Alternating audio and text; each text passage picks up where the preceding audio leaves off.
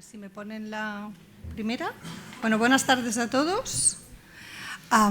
Por estudio genético completo de la hipercolesterolemia, que es el tema que me toca a mí defender, nos referimos no únicamente al estudio de la contribución poligénica, la contribución monogénica, perdón, a la hipercolesterolemia, que en nuestro caso analizamos un panel de 6 genes relacionados tanto con la hipercolesterolemia familiar autosómica dominante como también con la autosómica recesiva y la deficiencia de lipasa ácida lisosomal, pero también nos referimos al análisis de la contribución poligénica a la hipercolesterolemia, de forma que identificamos una causa genética adicional de los niveles elevados de colesterol LDL del paciente, y analizamos también la contribución poligénica a la cardiopatía isquémica, de forma que también sabemos que la contribución monogénica a la hipercolesterolemia es causa también de cardiopatía isquémica, pues por tanto también analizamos una causa genética adicional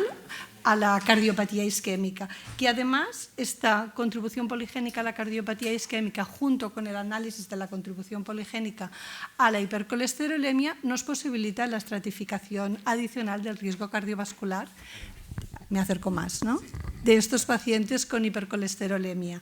Y también lo que hacemos es analizar la farmacogenética de estatinas, especialmente para la miopatía inducida por estatinas, pero también para menor respuesta y eficacia del tratamiento, y la predisposición a los niveles elevados de lipoproteína, con lo cual también analizamos una causa adicional de riesgo cardiovascular en estos pacientes y de incremento de los niveles de colesterol LDL.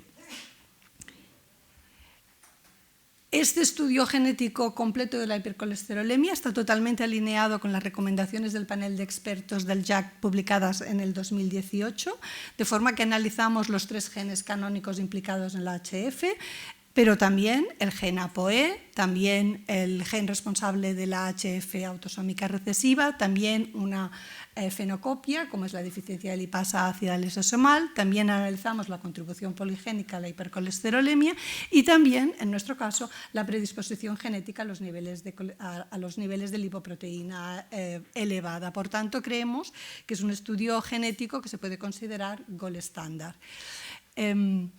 Yo en esta presentación lo que les voy a presentar son los resultados de práctica clínica de muestras que hemos recibido en nuestro laboratorio, en concreto 18.775 muestras, todas de casos índices, que hemos analizado durante un periodo un poquito más de 8 años, de febrero del 2017 a marzo del 2025. Por tanto, es un grupo muy elevado de muestras que luego verán que vienen de muy diferentes procedencias, no solo son españolas, sino que vienen pues, prácticamente de diferentes continentes.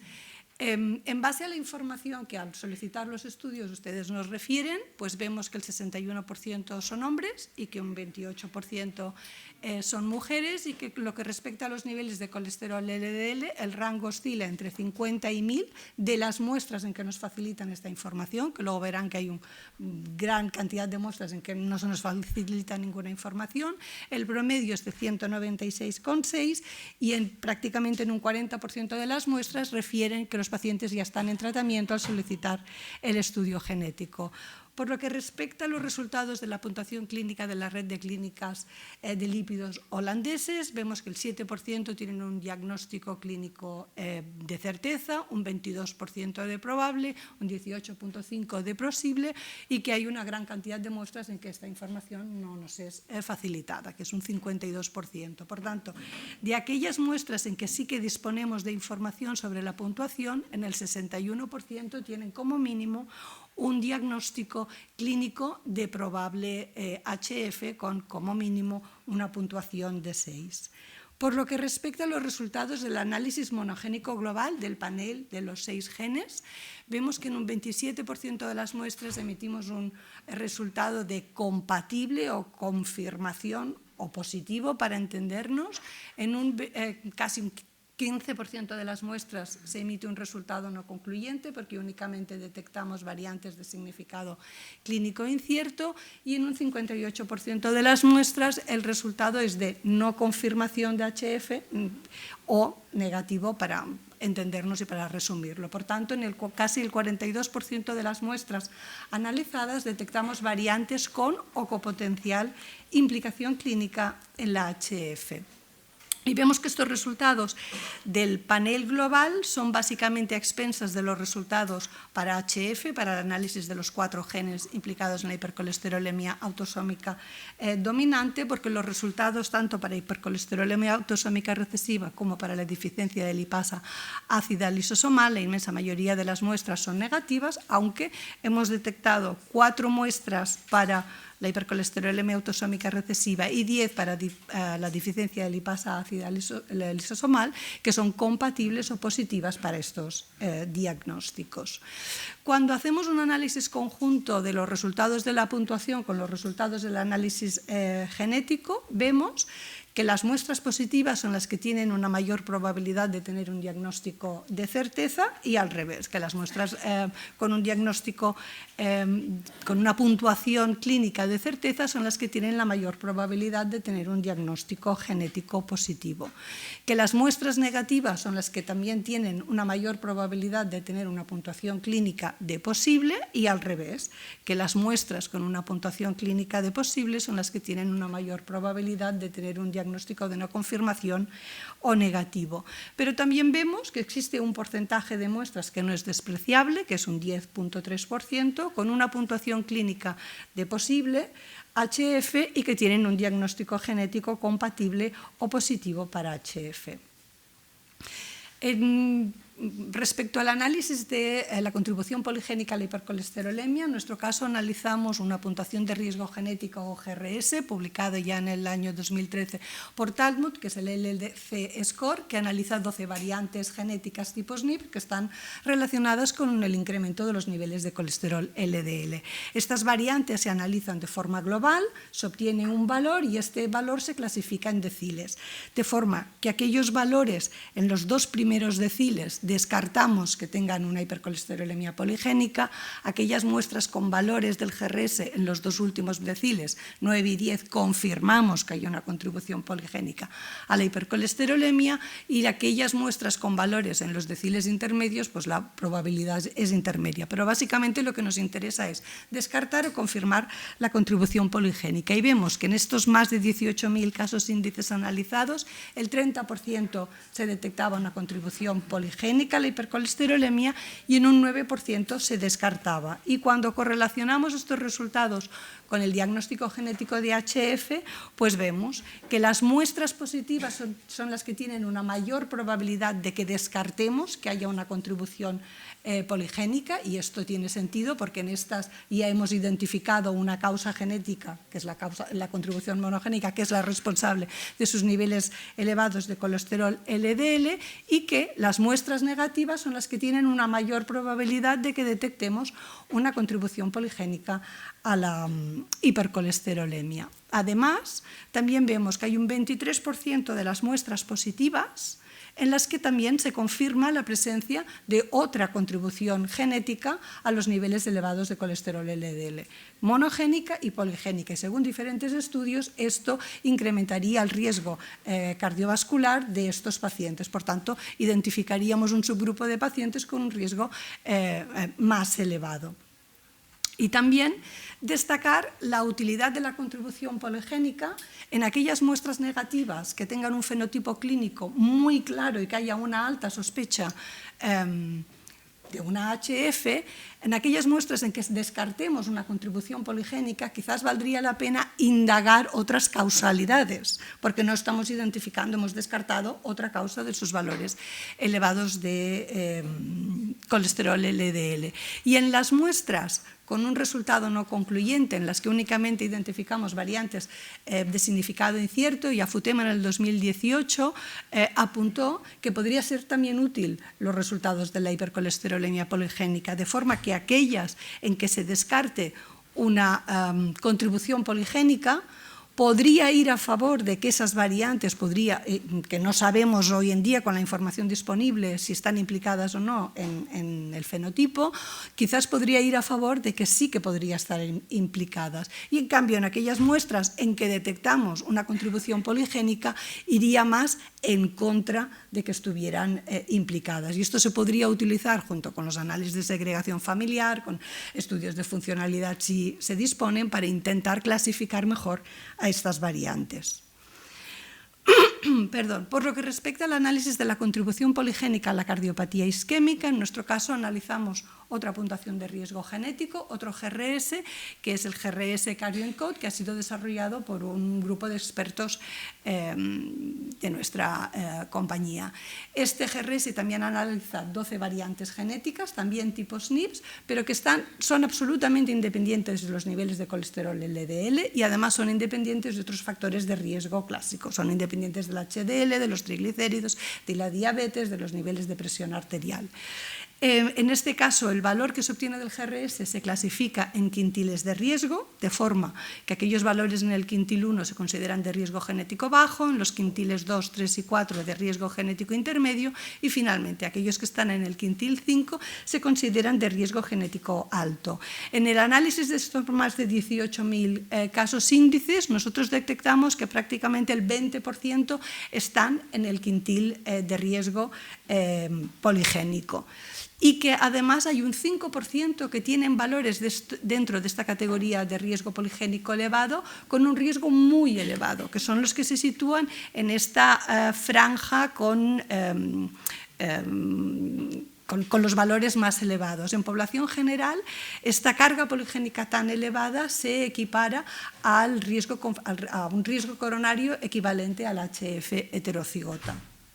Cuando combinamos también los resultados de la carga poligénica para cardiopatía isquémica con los resultados del análisis genético del HF, vemos que las muestras negativas son las que tienen una mayor probabilidad de presentar una contribución poligénica a la cardiopatía isquémica, pero que las muestras positivas, aunque tienen una menor probabilidad, hay casi un 14% que la presentan, y en estas muestras también, según diferentes estudios, esto incrementa de forma significativa su riesgo cardiovascular.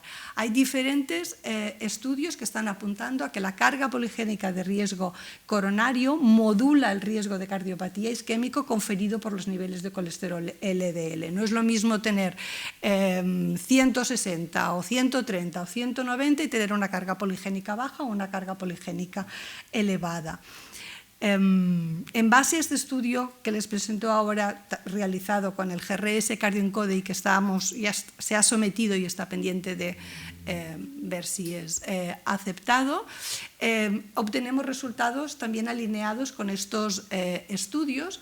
Comentar también que hay autores de estos estudios que apuntan que los pacientes con una carga poligénica elevada no debieran presentar niveles de colesterol LDL superiores a 130, porque presentarían el mismo riesgo que los individuos con una carga poligénica baja y niveles de colesterol LDL iguales o superiores a 190. Nosotros con CardioEncode también obtenemos resultados similares, de forma que aquellos individuos con una carga poligénica elevada, que son las columnas en rojo, y que presentan niveles de colesterol LDL superiores o iguales a 130, presentan un riesgo cardiovascular, básicamente coronario, equiparable a aquellos que tienen una carga poligénica baja y niveles de colesterol LDL iguales o superiores a 190. Pero además, que aquellos individuos con niveles de colesterol LDL iguales o superiores a 190 y que presentan una carga poligénica elevada, tienen un riesgo significativamente y notablemente incrementado que estaría en el rango de la HF heterocigota. Por tanto, imaginar un paciente que ya se le ha diagnosticado que tiene una contribución monogénica a la HF, que tiene un diagnóstico positivo, que además tenga una carga poligénica elevada, pues son pacientes con un riesgo extremadamente elevado.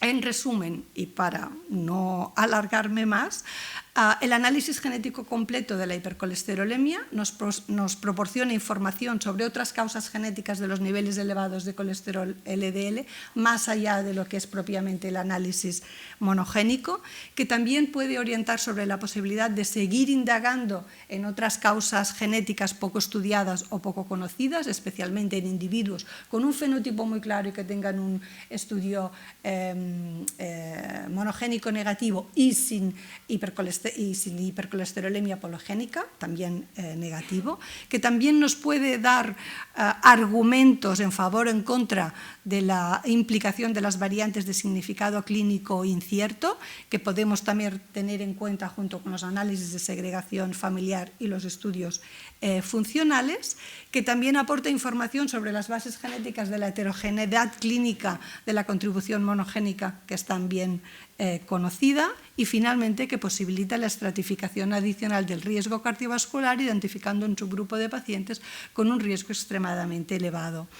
Estas más de 18.000 muestras, como les decía, provienen de muy diferentes países. La inmensa mayoría, bueno, la inmensa mayoría no, más de la mitad son muestras de pacientes españoles, pero también tenemos un 31% que son muestras de Italia, del grupo de la red Lipigen, de la Sociedad Italiana de Aterosclerosis. También tenemos un 13%, y esto va incrementándose porque se han incorporado recientemente, son muestras que vienen del Reino Unido, porque somos proveedor del Sistema Nacional de Salud para el Estudio Genético de la HF, del NHS. También se están incrementando, y aunque ahora solo es un 1,2%, pero llevamos poquito, estamos también recibiendo muestras de Estados Unidos. Trabajamos con muy diferentes centros, pero cabe mencionar que tenemos colaboración con la Family Heart Foundation, que sería como la fundación HF a nivel de Estados Unidos, y también con el grupo de investigación de los veteranos, que hay en Estados Unidos. El grupo de veteranos es un centro importante. También recibimos muestras de Alemania y un porcentaje residual de muestras de Latinoamérica. Y me gustaría acabar dando las gracias al doctor Pedro Mata y a la Fundación, porque siempre, bueno, por habernos invitado nuevamente a participar, y a todos ustedes por su atención. Muchas gracias.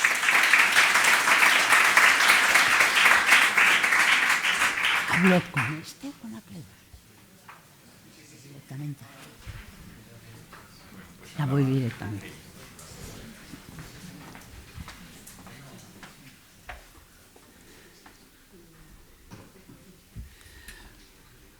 Buenas tardes. Los dos se van a... ¿Están los dos en marcha? ¿Este y este? No pasa... No sé... Vale. Me toca acabar. Os prometo que intentaré resumirlo y dar solo unos pincelazos de la información, y el año que viene a ver si podemos presentar más. Yo lo que, como el título veis, es el perfil epigenético en la hipercolesterolemia familiar resiliente. Este es un tema que Pedro nos ha presentado ya esta mañana, pero yo quisiera hacer un par de comentarios. El primero de todos es, todos nosotros sabemos, y lo hemos oído hoy varias veces, que cuando hablamos de la FH, no todos los pacientes FH son iguales, y que esta variabilidad la encontramos incluso en miembros de una misma familia, y que tienen una misma causa genética. Y eso nos llevó ya hace unos años, en las que la mayoría o muchos de nosotros somos autores, a definir lo que era la resiliencia, que son, como nos ha contado Pedro esta mañana, pacientes que tienen diagnóstico genético de FH y llegan a una edad de 65 años aproximadamente sin una evidencia clínica de la enfermedad. Entonces, ¿qué vimos? Que el perfil resiliente, también se ha visto esta mañana, son sobre todo mujeres, pero además que tienen una mutación defectuosa, no demasiado severa, que además tienen unos niveles de LPA que son bajos, no presentan hipertensión y tienen niveles de HDL más bien elevados. Pero sobre ese perfil, que es un perfil, podríamos decir, clínico, nos hicimos una serie de preguntas. Y unas de ellas eran, ¿existen factores moleculares más allá de los que podemos llamar más clásicos, que también están favoreciendo ese perfil resiliente? Y ahí estamos hablando de SNPs, del riesgo poligénico que acabamos de oír, de moduladores epigenéticos, especialmente aquellos que son non-coding RNAs, o sea, microRNAs y RNAs de larga cadena, expresión génica, evidentemente, viene de ello, y proteínas que puedan estar modificadas y que al final sería lo ideal de encontrar, porque a nivel de clínica sería lo más fácil de determinar. Y cómo estos podrían estar contribuyendo a esta variabilidad. Esta es una pregunta que nos hicimos durante varios años y hace 2 años tuvimos la posibilidad de presentarnos en una iniciativa entre Pedro, Lina y yo a un call que salió del IMPAC, y con la contribución de todos vosotros en medio del verano pudimos presentarnos a esta call, la cual se nos financió.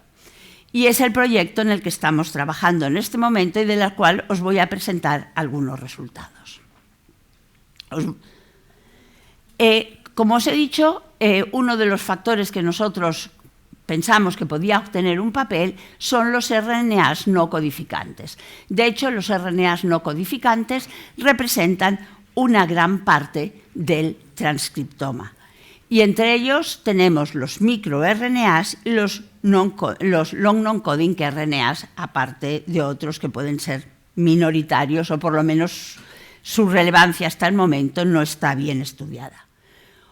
Vamos a hablar hoy, me voy a centrar hoy en los microRNAs. Sabemos que son cadenas de nucleótidos pequeñas que son muy estables por ello mismo y que lo que hacen es que están interaccionando con el RNA mensajero y están impidiendo que sintetice o que dé lugar a la proteína. Entonces, normalmente, cuando tenemos niveles de microRNA elevado, lo que esperamos tener es niveles de proteína bajos. Eso hay 2 mecanismos que a nivel práctico ahora no son igual, pero para comentarlos, puede ser que bloquee la síntesis, que bloquee la traslación de la proteína, o bien que se una a partes del RNA que lo que esté favoreciendo es su degradación. Esos son los 2 mecanismos moleculares por los que ocurren. Pero al final el resultado será el mismo. Bien, entonces nosotros, para poder identificar posibles microRNAs asociados a ese perfil resiliente, lo que nos hemos planteado es, primero de todo, simplemente un pequeño esquema de cómo es el estudio que estamos haciendo. Comparar pacientes con el fenotipo resiliente respecto a pacientes FH que tienen una evidencia clínica de enfermedad, y especialmente de enfermedad temprana. Estamos cogiendo hombres por debajo de los 45 años, mujeres por debajo de los 55 años. Consideramos infarto, anginas sobre todo repetidas y muerte súbita por enfermedad cardiovascular. Entonces, el primer paso es hacer un análisis de amplio espectro, de los que se llaman de high throughput, y hemos utilizado 2 técnicas. Lo estamos mirando a nivel de las células sanguíneas, son las 2 muestras que podemos tener, y eso, si todos los que habéis participado en las jornadas, sabéis que siempre recogíamos lo que se llaman los tubos PACS. No sé si alguno no sabe seguro para qué los recogíamos, pero estos son tubos que llevan un estabilizador de RNA. Entonces, cuando nosotros lo cogemos, lo que se hace es que se rompen las células, pero se estabiliza el RNA. Antes se decía que estaban asociados totalmente a las células y sobre todo a las células blancas, pensando que ni los eritrocitos ni las plaquetas tienen núcleo, con lo cual su papel en la síntesis de RNA será limitado. Hoy vais a encontrar en las publicaciones que se habla de sangre total, puesto que realmente lo que tú coges es la muestra de sangre y lo que estabilizas es el RNA que hay en toda la muestra, con lo cual tendremos las células blancas habrá plaquetas, que habrá lo que habrá eritrocitos, que habrá lo que habrá, pero con toda la cantidad que tenemos, pero también tenemos la parte soluble, que si lo puedes comparar a lo mejor no es tan relevante, pero está todo. Entonces, en la mayoría de artículos actualmente encontraréis este término. Es lo mismo que antes se llamaba RNA de células blancas, cogido con tubos PAX. Bien, entonces lo hemos hecho ahí, pero lo estamos también haciendo a nivel circulante. A nivel circulante, como veremos después, está sobre todo atribuido a dos fracciones. Una son las vesículas extracelulares, que incluyen los exosomas y las microvesículas, y hay también un cierto número de microRNAs que van unidos, van asociados a las lipoproteínas. Estas dos fracciones las estamos también estudiando por separado y en asociación con otros proyectos también financiados por la Marató y por el FIS. Entonces, estamos utilizando dos técnicas diferentes de high throughput para intentar conseguir la máxima información posible, porque queremos coger o identificar, pescar, podemos decir en palabras coloquiales, el máximo número de microRNAs para luego poder validar y poder conseguir los más potentes. Estamos utilizando la técnica de Next Generation Sequencing, el NGS, y estamos utilizando las técnicas de microarrays. En nuestro caso utilizamos Affymetrix. A partir de ahí, una vez que tenemos los perfiles realizados, os voy a enseñar hoy solo un perfil debido al tiempo, y ahí pararé. Lo que hacemos es, mediante estudios in silico y bioinformáticos, hacemos la preselección de aquellos micros que consideramos más potentes y asociados a la patología que nos interesa. Y pasamos a la validación en una población mayor, más amplia, ahí por PCR a tiempo real. A partir de ahí, identificaremos los microRNAs que nos den significativos y que consideremos que son válidos, y a partir de esos microRNAs, por nuevo análisis in silico, tenemos que identificar sus potenciales genes diana. Porque tenemos que pensar que está muy bien tener un microRNA, pero a nivel clínico a lo mejor no nos dice demasiado. Y puede ser el caso, como veremos luego, que puede ser más de un microRNA que vaya a codificar el mismo gen. Ahí sería muchísimo mejor si todos funcionan en la misma dirección. Cuando tengamos esos genes diana seleccionados, validaremos que el gen diana lo podemos hacer a nivel celular. Eso no lo podemos hacer a nivel circulante. Pero alternativamente, si lo queremos mirar a nivel circulante, no vamos a mirar el gen, vamos a mirar la proteína que codifica, que de hecho, como el microRNA está regulando la traslación a la proteína, es el marcador final ideal. Y con ello esperamos ser capaces al final del proyecto de tener algunos biomarcadores. Nuestra idea es que realmente nos puedan ayudar a explicar por qué existe esta resiliencia y, ya siendo más optimistas, ver qué pasa con la fórmula Safeguard, qué potencia tienen con la fórmula Safeguard y si en alguna forma, a largo plazo, porque eso requeriría validaciones mucho más amplias, sería capaz alguno de ellos de ser introducido en la fórmula, igual que hace un par de años se introdujo el EPA. Bien, entonces, el caso que os quiero enseñar aquí es el que hemos hecho a nivel celular, que lo hemos hecho con NGS, con Affymetrix. Con el Affymetrix no es ya os lo diré, no dirigido, un análisis no dirigido, pero como podéis ver hay 6.600 microRNAs incluidos. Muchos de ellos no son realmente microRNAs que sean maduros o que estén, pero son fragmentos de molécula. A partir de ahí, en ese análisis diferencial, nosotros identificamos 368 moléculas o cadenas de RNA que incluían microRNAs maduros, microRNAs inmaduros y secuencias de microRNAs. Y de ellos nos encontramos que 151, me refiero a diferenciales comparando, como os he dicho, pacientes resilientes con pacientes que tenían enfermedad prematura. y 150 de ellos eran las formas maduras. Entonces pasamos a analizar qué es lo que ocurría con estas formas. Lo primero que nos llamó la atención es que el perfil que encontramos es el que tenéis aquí. O sea, hay muy pocos microRNAs que encontremos que están por el Affymetrix, que están modificados en los pacientes resilientes respecto a los que tienen evento, que es como lo hemos mirado en este caso, tanto en hombres como en mujeres.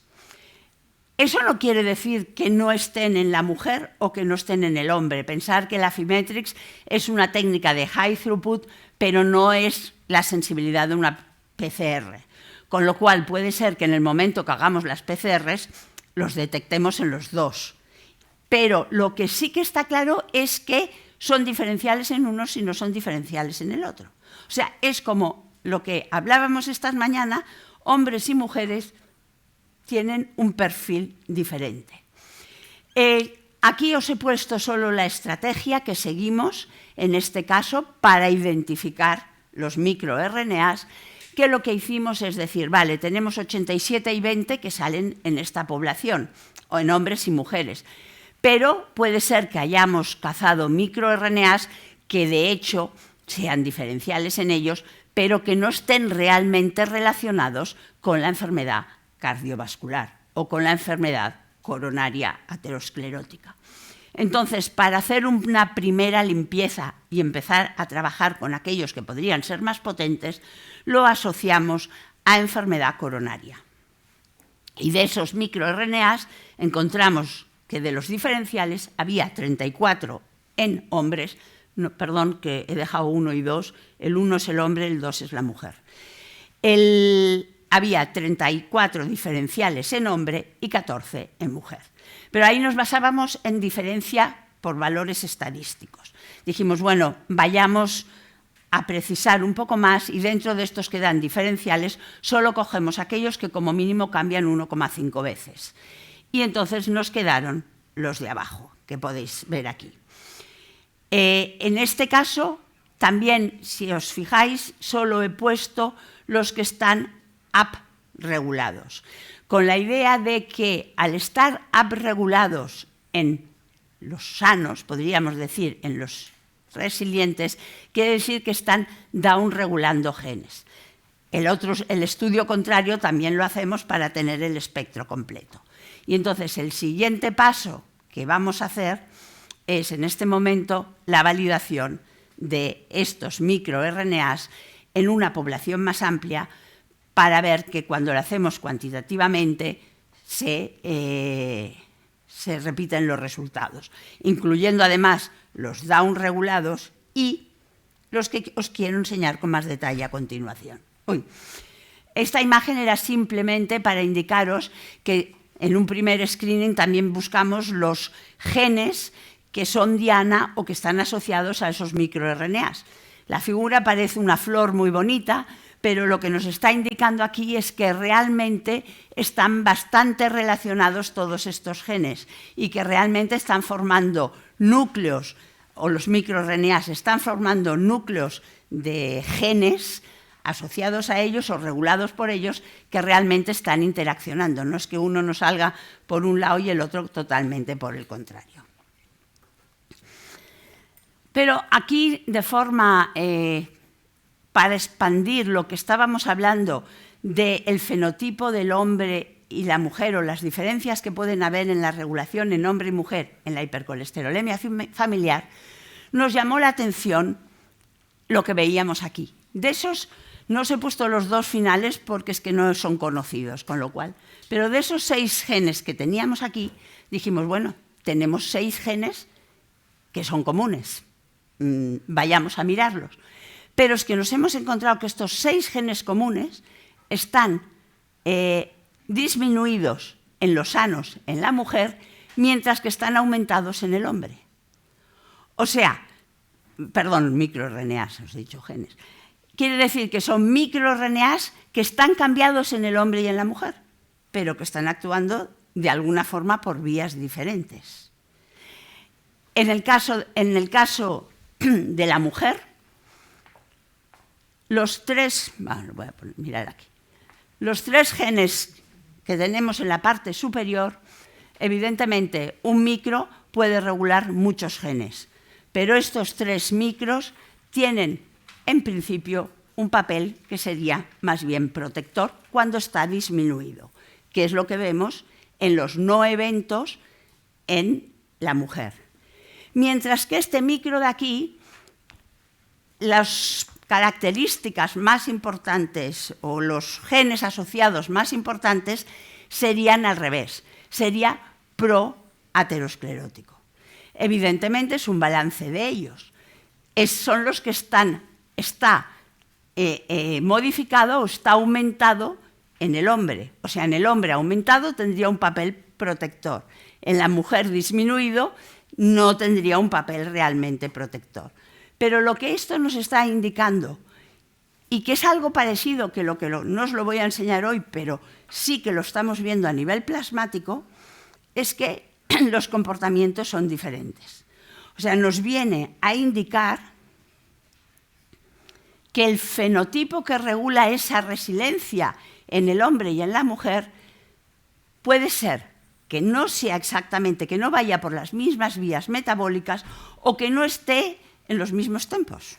Podríamos decir que uno esté más avanzado que el otro. Evidentemente, necesitamos comprobar o necesitamos validar todos estos micros y el siguiente paso, que es muy interesante, es ver qué pasa con el gen o qué pasa con la proteína. ¿Es verdad que en el hombre está aumentado y en la mujer está disminuido o al revés? Esto nos podemos ver mirando, si miramos, nos fijamos en la mujer, que era la que tiene una mayor resiliencia, 3 de esos micros que hemos visto están asociados a una menor resistencia a la insulina, a una menor inflamación, a una menor apoptosis y a un mejor transporte del colesterol. Eran los 3 micros que estaban arriba. El de abajo está más relacionado con el estar disminuido con inflamación y con algunos casos de apoptosis. En cualquier caso, el concepto es el mismo. ¿Es las mismas vías las que están regulando en el hombre que en la mujer? ¿O el mismo microRNA puede actuar de formas diferentes? ¿Por qué? Nosotros sabemos que los genes, cada gen puede estar regulado o cada gen está regulado por varios microRNAs. La expresión de un gen no depende de un microRNA, depende de muchos. Pero es que además un mismo microRNA está regulando la traslación a proteína de varios genes. Ello lo complica mucho más y el espectro que estamos viendo es el que nos parece indicar que realmente hay un dimorfismo entre hombres y mujeres. Aquí es la parte que os quería explicar de traslación y la idea era explicaros esto después de que Lina Badimon os hubiera explicado una parte que era asociada a la resiliencia, pero no en marcadores moleculares, que es un tema que hemos presentado varias veces, que son las microvesículas. Yo no voy a presentaros, tranquilos, la presentación de Lina, pero sí que Pedro me dijo, oye, ¿por qué no intentas hacer un link entre las dos cosas? Y creo que 2 o 3 de estas diapositivas pueden aclararnos las ideas de que realmente esta diferencia de alguna forma existe. Si recordáis de años anteriores, cómo se producen las microvesículas, ¿qué son las microvesículas? Cuando las células se activan, liberan esas evaginaciones membranosas que conocemos como exosomas o como microvesículas extracelulares. Y pueden venir de todas las células de nuestro cuerpo. En nuestro caso, os he presentado las células sanguíneas, pues podrán venir de las células sanguíneas, pero las que están circulantes pueden venir del endotelio, pueden venir de las células musculares o de cualquier otro órgano que entren a través de los capilares o de otros vasos. ¿Por qué son importantes esas microvesículas? Porque os he comentado que las microvesículas son carriers de esos microRNAs y a través de esos carriers pueden distribuir los microRNAs por todo nuestro árbol circulatorio y pueden favorecer la entrada de esos microRNAs en otras células. Es decir, están favoreciendo la comunicación intercelular. Bien, bueno, esto es cómo se forman las microvesículas, ya os lo he comentado. ¿Y cómo las recogemos estas microvesículas? Lo hacemos a través de una muestra de plasma. Muestra de plasma que inicialmente provenía de temas oncológicos, la conocemos como biopsia líquida, puesto que no es una muestra, no es la fracción donde están las proteínas solubles, sino que tenemos microvesículas, exosomas e incluso fragmentos de DNA. Mirando las vesículas extracelulares en esta fracción, nos está dando idea de que podemos utilizar marcadores que nos indiquen de qué células eran originarias, lo hacemos por citometría de flujo, pero además podemos utilizar marcadores que nos indiquen cuál era el estado de activación de la célula parental, si estaba activada, si no estaba activada, dependiendo de los marcadores que utilicemos. En nuestro caso quiero decir Safeheart, hemos publicado varios artículos en los que hemos asociado los niveles de microvesículas y la distribución de las microvesículas a la enfermedad aterosclerótica subclínica en pacientes FH y también a la capacidad o asociado a formas activas, es decir, al desarrollo, a la progresión de la enfermedad y aparición de síndromes clínicos. Pero no hemos estudiado hasta ahora o comparado qué es lo que pasa en pacientes resilientes con aquellos que no son resilientes.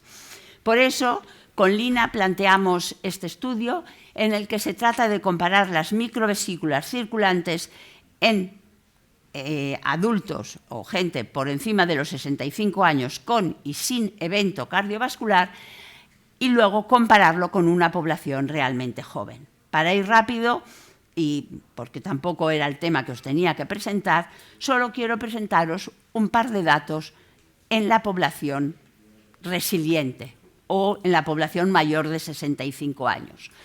Y de forma rápida, son los niveles totales de microvesículas y luego tenemos los niveles de plaquetas y veremos también endoteliales y célula blanca. Pero si justamente os quería recalcar algo, podemos ver que en los individuos que son resilientes o en la población resiliente, los niveles de microvesículas son más bajos. O sea, de alguna manera nos está diciendo que tienen una menor activación celular, puesto que, por principio, se liberan las microvesículas si la célula está activada o está entrando en grados no apoptóticos, pero no correctos. Pero hay un detalle, que son los que podéis ver a la derecha, que es curioso. No encontramos diferencias, en lo que hemos mirado hasta ahora, entre hombres y mujeres. No encontramos diferencias entre mujeres resilientes y no resilientes. Son los de la derecha. En el caso del hombre, en estos dos casos de aquí, tenemos sobre todo el de arriba, 0.06. Podéis decir, no es significativo, pero es que la N tampoco es suficientemente grande.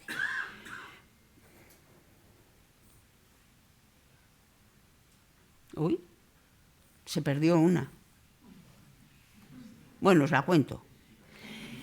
El mismo perfil que hemos visto con las microvesículas totales, lo hemos visto con las microvesículas que llevan marcadores de célula endotelial y las microvesículas que llevan marcadores de células leucocitarias.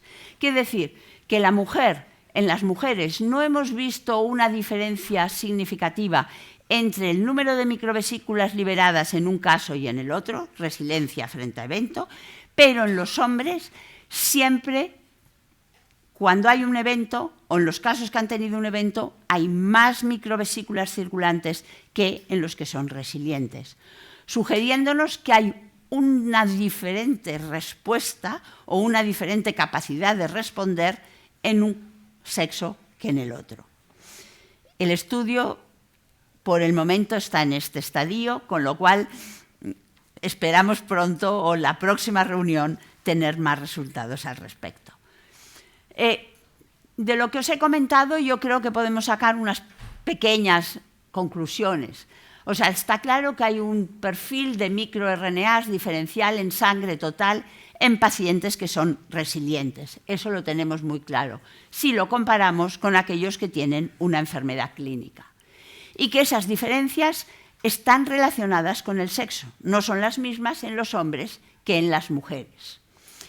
Con los resultados que tenemos hasta ahora, que son para coger con pinzas porque se han de validar, lo que hemos visto parece como si el perfil de microRNAs que vemos en la mujer pueda ser un poco más favorable a tener un fenotipo resiliente. Pero ya os digo, se ha de coger con pinzas, puesto que todo lo tenemos que validar. Y por último, nos hemos encontrado, cuando hemos mirado las microvesículas circulantes, que son las que llevan los microRNAs a nivel circulatorio especialmente, que el hombre parece que tiene una respuesta más activa cuando tiene un evento, le aumentan más las microvesículas comparando en edades por encima de los 65 años. En este caso, el estudio de microvesículas que os he enseñado está hecho en hombres y mujeres por encima de los 65 años que han tenido o no un evento antes de entrar en la corte. Y con eso, muchas gracias.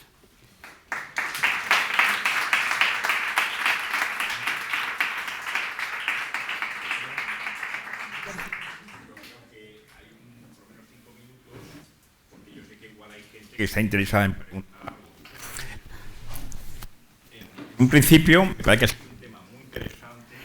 El problema es que hay que última hora queda la gente. Y el tema yo creo que era complejo, porque se ha hablado de medicina. Aquí tenemos.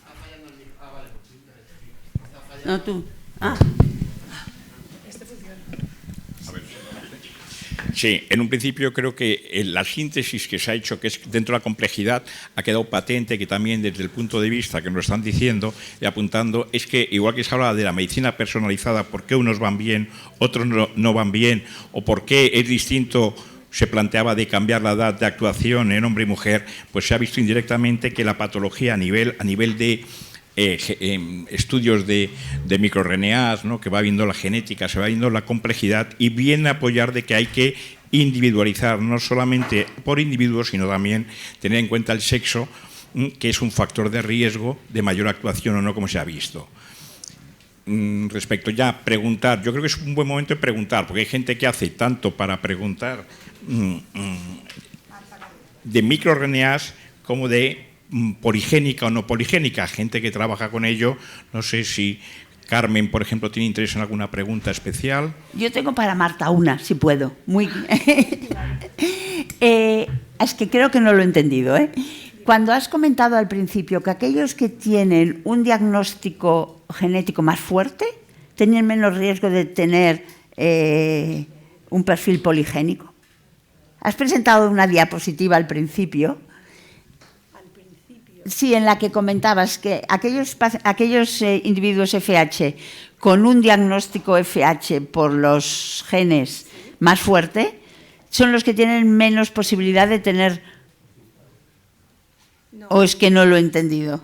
No, yo creo que era a nivel de la contribución poligénica a la hipercolesterolemia, lo que decías, que los pacientes con un diagnóstico genético positivo... Ah, no hablabas de la enfermedad cardiovascular, hablabas de la hipercolesterolemia. Bueno, en las dos hemos detectado que cuando tienes un diagnóstico positivo tienes menos probabilidades de tener una contribución poligénica a la hipercolesterolemia y también a la cardiopatía isquémica, porque muy probablemente ya es tu contribución monogénica la que te está explicando los niveles elevados de colesterol, vale, LDL y eventos coronarios. Pero, en el caso, pero si lo tienes... Te lo agrava. Exacto, exacto. Vale. Lo que quiero decir que puede ser, además de tener la alteración específica monogénica, puedes tener factores poligénicos. No, por eso decía exacto. No son independientes, son aditivos. Eso, Claro, por eso exacto. digo ya que me lo tiene, parecía y que cuanto no lo más, había más. entendido. Sí, y lo hemos detectado tanto para la contribución poligénica a la hipercolesterolemia como a la cardiopatía isquémica. Vale. Sí. Sí, eso es vamos, lo que me parecía, porque el problema es que lo que te quedas cuando viendo un poco es que ahí se manda mucho paciente, pero poco con diagnóstico. Con lo cual parece ¿no? positivo. Que viene O sea, positivo. lo que va viendo es que siempre poco positivo. Con lo cual, el índice es que yo creo que muchas veces determinamos colesterol y no todo es hipercolesterolemia familiar. ¿Me entiendes? Bueno, Entonces, cuando ya lo diagnosticas o lo tienes, ya puedes ponerlo. Es como el diagnóstico de hipercolesterolemia, que es un trastorno metabólico, es como dices hiperglucemia, diabetes. No todo es igual, no todo es génico, no todos son MODIs o alteración hepática, sino que hay mucho poligénico también. Aquí lo que pasa es que es más sensible y lo pillas más, pero que cuando es un trastorno metabólico hay que ir afinando. Aquí lo que pasa es que ya etiquetas. Dentro de lo que es hipercolesterolemia hay un grupo que lo tiene ya diagnosticado, por eso es muy importante, yo creo, el estudio genético. Cuando tienes un estudio genético, puedo decir que estoy hablando de esto y con esto, aparte de lo que venga. Pero muchas veces tienes hipercolesterolemia, como hemos tenido, por eso quería que hay gente que trabaja con esto, que no son muy tímidos y no se atreven a preguntar ni a decir nada.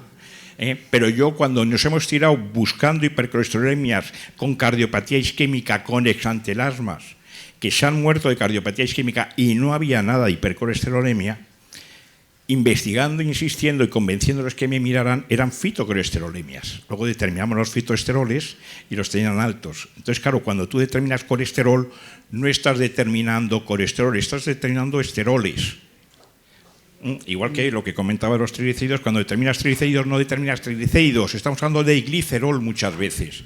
Entonces hablamos mal, cuando hablamos de colesterol, realmente no estamos determinando una cosa, hay que saber que estamos determinando distintos metabolitos de gamas que no sabes lo que estás determinando, que muchos asumen. Por eso muchas veces el diagnóstico lo que te va a permitir luego es tener una cosa de que podamos saber de lo que estamos hablando. Por eso quería que preguntaran los que hacen básica, ¿no? Los que yo lucho con ellos, ¿no? Porque yo les presento la clínica, veo el colesterol, les vuelvo locos, o pasa que tú puedes tienes un 8, según si haces por screening de hipercolesterolemia, me sale un 8, que lo hemos hecho muchas veces. Me sale 8, pero sé que no tiene una hipercolesterolemia familiar, porque tiene un LDL de 168, pero tiene exantelasmas. ¿Qué es lo que ves? Que si ves puntuación, padre cardiopatía isquémica puntúa, colesterol 168 te puntúa, estoy fuera de rango ya, pero sé que no tiene el colesterol. ¿Qué es lo que venía? Le decía, mírame que tiene un HDL bajo, que tenía, pues se diagnosticó porque era un homocigoto de una alteración de la lipo A. Dentro de lo que es el colesterol alto, quiero decir que es que vamos etiquetando y vamos teniendo información, por eso es mucho la microRNA, la lipoproteína, es un mundo muy interesante, por eso los básicos quería que hablaran. Hace años hubo una publicación que hicimos de pacientes del Safeheart, donde se vio que algunas variantes en el ABCG5 y 8 modulaban el perfil lipídico del colesterol en los pacientes con HF. ¿Has encontrado aquí algo con esa en esos genes específicamente? Sí, para estos dos genes están implicados en la citoesterolemia y hay varios SNPs que están incluidos dentro de la contribución del GRS que utilizamos para la hipercolesterolemia poligénica. Y están incluidos, pero no, en nuestro punto de vista no tiene ningún sentido analizar SNP a SNP, sino que es el global. Sí, exacto. Citoesterolemia todavía no lo tenemos incluido en el panel y es la siguiente actualización, van a ir los dos genes de la citoesterolemia con quizás algún otro más. Sí. De la LPA, cuando juegas con la LPA, ¿qué es lo que dices? Cuando quieres estudiar, yo tengo una LPA de 400, cardiopatía isquémica, ¿cuándo me dices que es patogénica?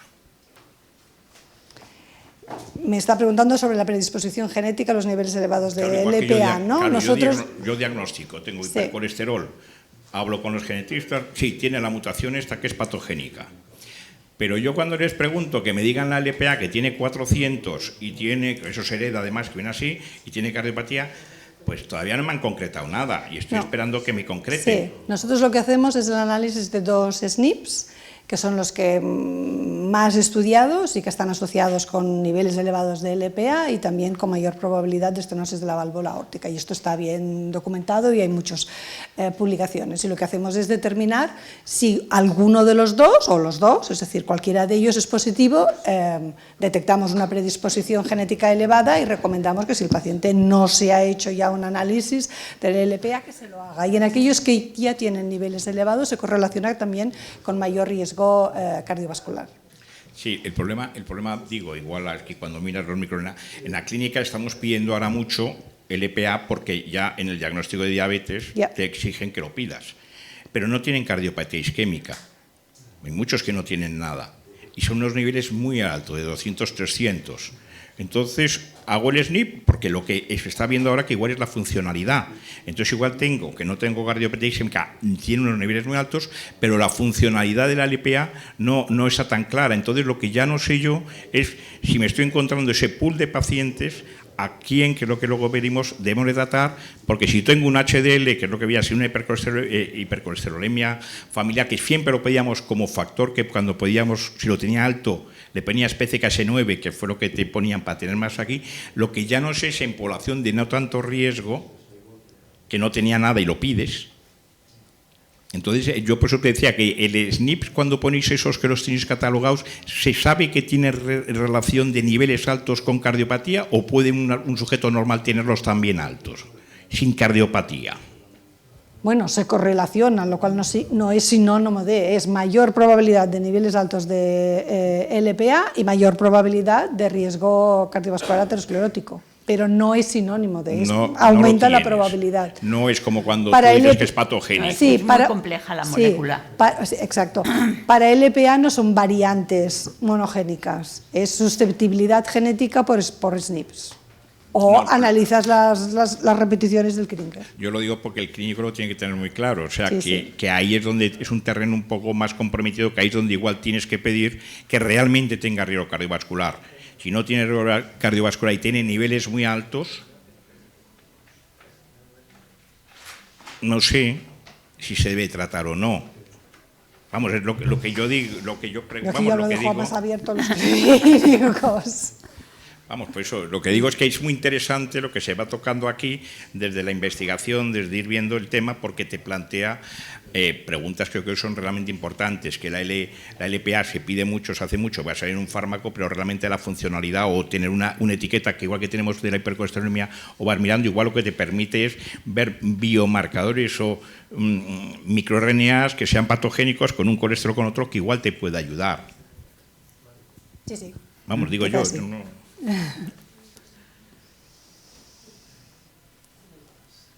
¿Y la funcionalidad de la LPA quién la hace?